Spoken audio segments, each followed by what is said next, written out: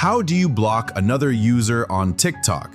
If you also don't like a certain TikToker and their videos keep showing up on your TikTok feed again and again, then the only way to stop that is by blocking that user. And if you don't know how to block someone on TikTok, then watch this video till the end. It's actually very easy to do. Before we begin, make sure to subscribe to the channel and like the video. Let's get started. First, open your TikTok application. Once TikTok is open, go to the profile of the user you want to block. For example, here I'm opening a TikTok ID. As soon as their profile opens, look at the top right corner of the screen. You'll see an arrow icon. Tap on that arrow icon.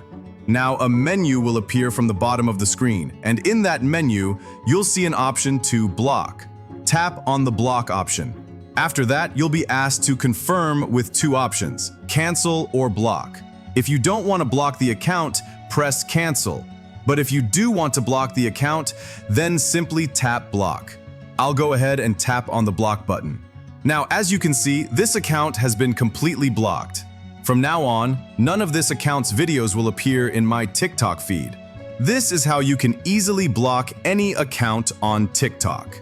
If you found this video helpful, don't forget to subscribe to the channel and like the video. Thank you.